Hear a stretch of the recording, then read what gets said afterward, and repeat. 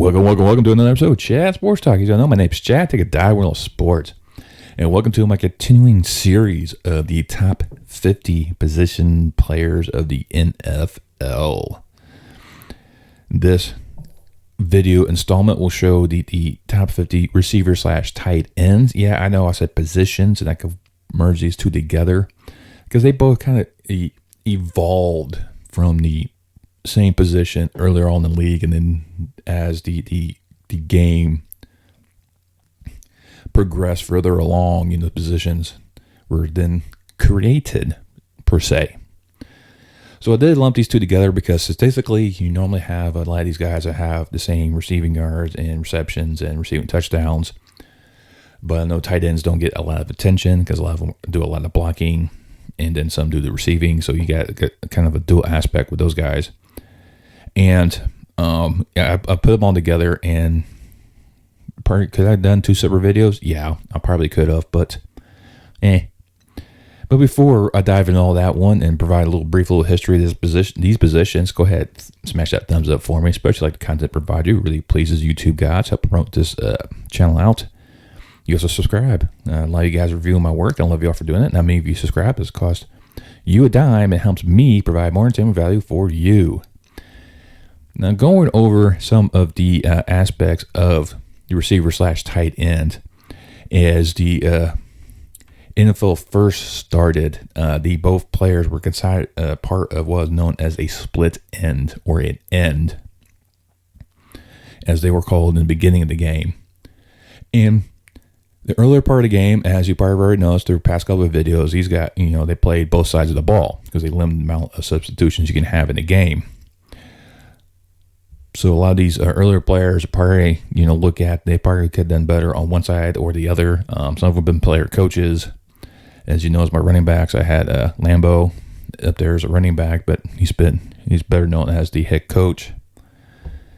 And with the adaptations of the creation of the split end, a split end was normally created at the area kind of where the end, actually the end, should I say, was created right there at the right next to the tackle on the line, and then from there, then you start seeing, okay, now we got to start looking at how we're going to spread out the ball and throwing guys, make the running game more efficient. They start creating the split end, which went more on the outside, still lined up with the offensive line. So you have a split end, you have a tight end.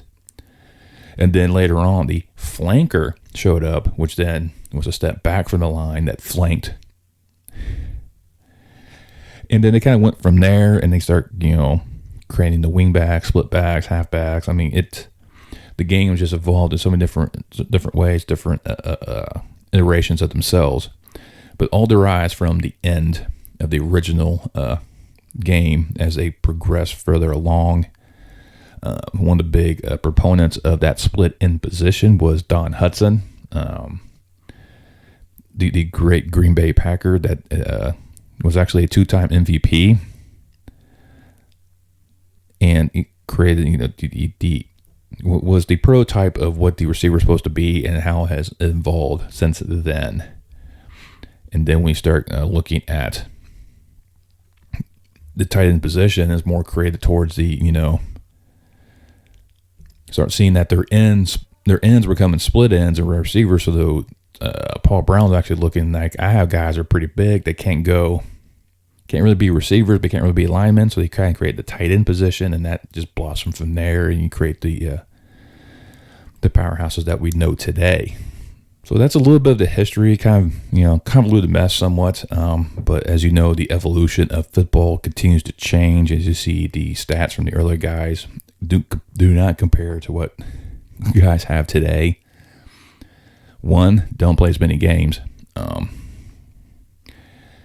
and you don't have the offensive prowess of today's game back in yesteryears. But as you will see, I have created a list of I have 50 of tight end / receiver / end / split end flankers, depending on what you call it. And the reason why I kind of did this because, it's kind of, where do you really place certain players, especially when that title wasn't created. Those titles are more of a recent iteration of the positions. So that's why, the top 50 that I have is a combination of the old school ends, split ends, flankers, receivers, and tight ends. Put them all together because statistically, there are a lot of them are in the same boat. Tony Gonzalez is up there in the top receiving categories, and he's a tight end. So you look at that one. So there's already two names that are thrown out there, and if you're watching any of my other videos, you know exactly how this was going to play out. I'm going to throw you a little clip of players starting when they first started playing professionally until the most recent guys. With the couple ones that are in the beginning, they were before the formation of what's considered now the NFL. Like I said, earlier days of professional football, there were a loose configuration of professional teams, semi-professional teams that created kind of regionalized leagues until they finally created the American Professional Football Association that stretched from New York, Pennsylvania, Ohio to Illinois. And you start seeing, the guys become more of a nationalized league and blossomed into today's NFL. And with this upcoming list, you will see a player that's on here that was very advantageous in helping establish the NFL, George Halas, Big Papa Bear himself. He is better known as a head coach than he was a player, but he was a player. Definitely part of the 1920s all-decade team. So he's really one of the spearheads with him, like an Otis Thorpe as well, that really helped propel the National Football League, and George Halas. So it's one of these individuals that help legitimize the league by bringing the big talent like Red Grange out of Illinois to play for Chicago. So you have that aspect for him. So he was actually started as a player, but he's more known as a head coach. Same thing with another head coach that was very famous in Chicago, Ditka. Not many people realize he was a very good tight end in his day. Back there the 60s. So once again, I throw this little video out with these 50 players, and I'll see you on the other side.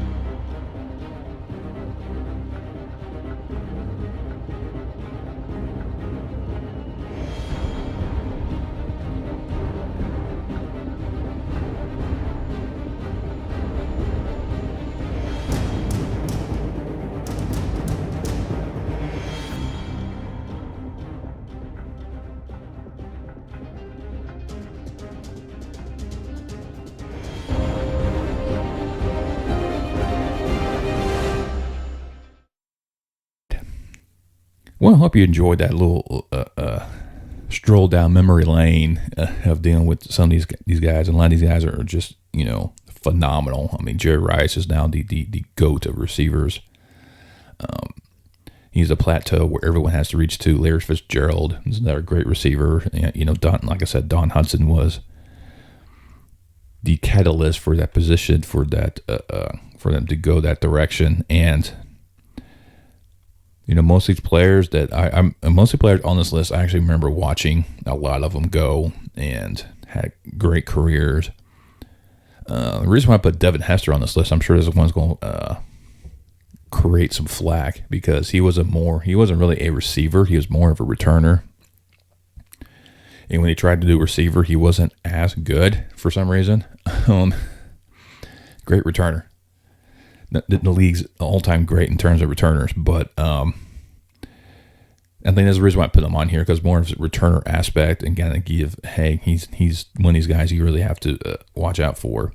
And he was still somewhat of a threat when he had the ball anyways as a receiver. He's just one of these guys, you have to give him the ball and just let him run.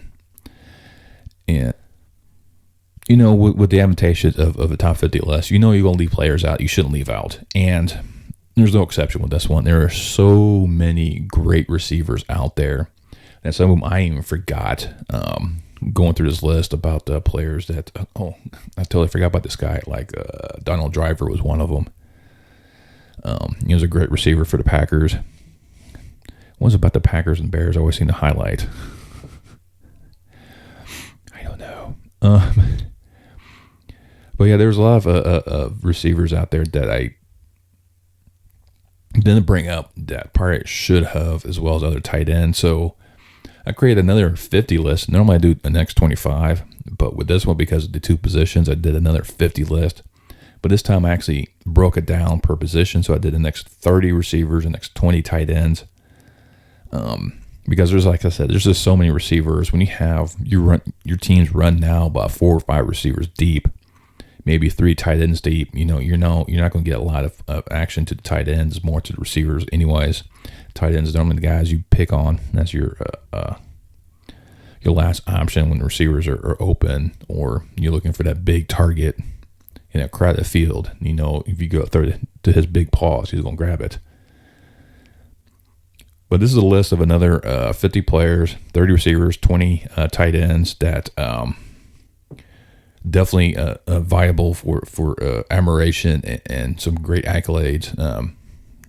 This is the rest of the Hall of Famers that weren't on the previous list or on this one. Well, let me give you these 50 to digest, and I'll see you on the other side.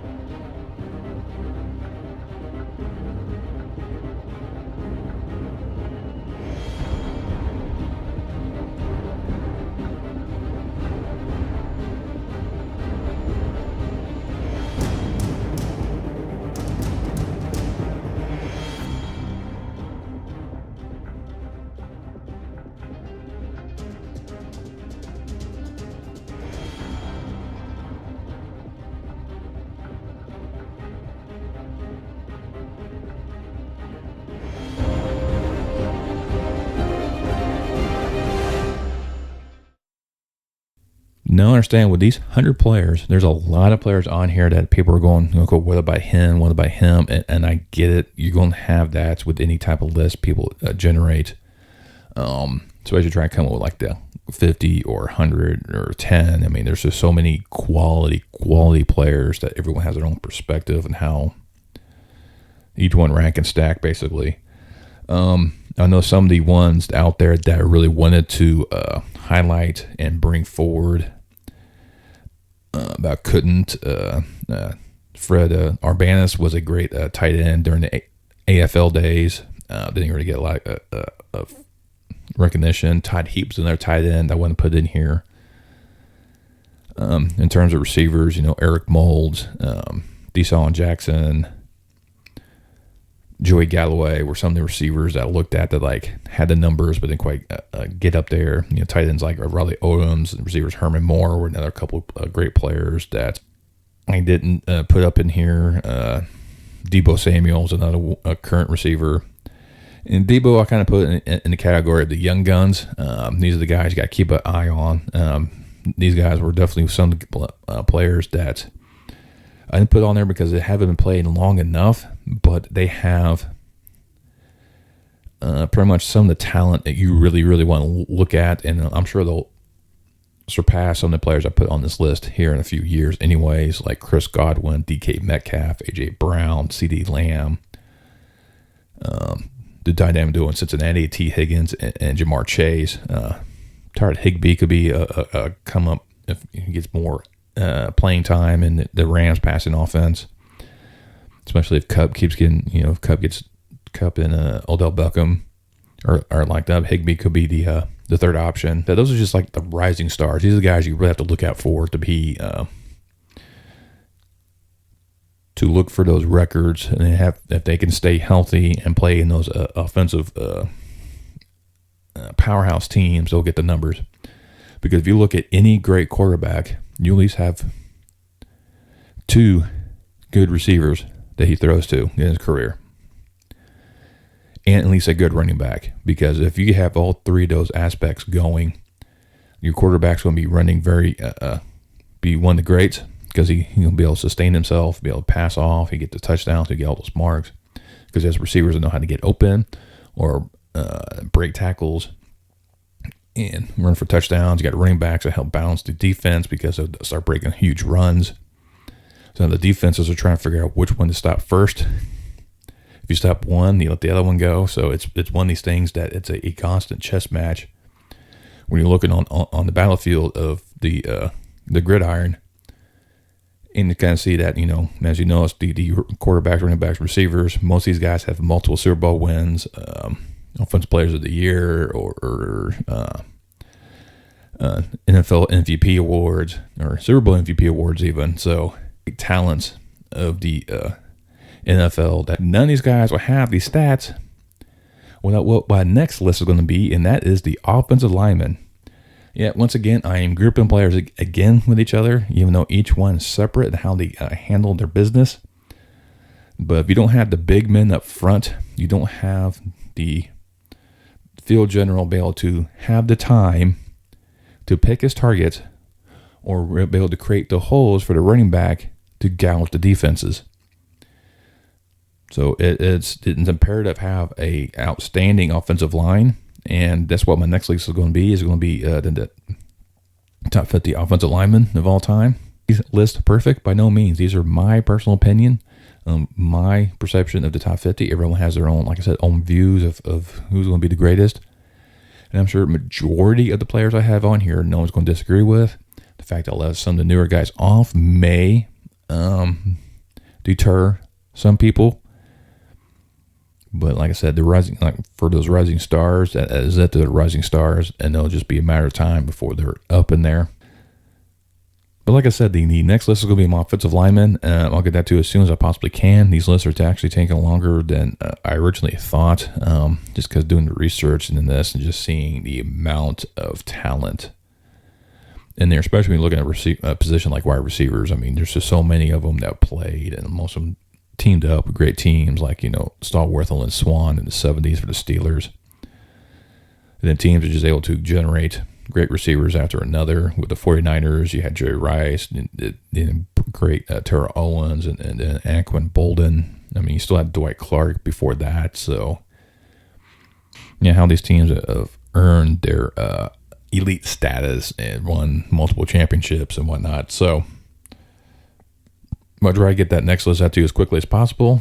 In the meantime, leave a comment down below what you think of these lists. Who did I really leave off that I did not mention? Do you really think I should have put some of the newer guys up in there, like Jamar Chase or Chris Godwin into the top 50 list somewhere? Whatever receivers from that you watched that I didn't mention, do you think should have been included? And while you're there, you can also share the video, especially if you like this content. Really helps promote this channel out. And like I said, you can also subscribe. Once you subscribe, hit that bell notification. Let you know next time I post a video. And I will see you next time on Chat Sports Talk.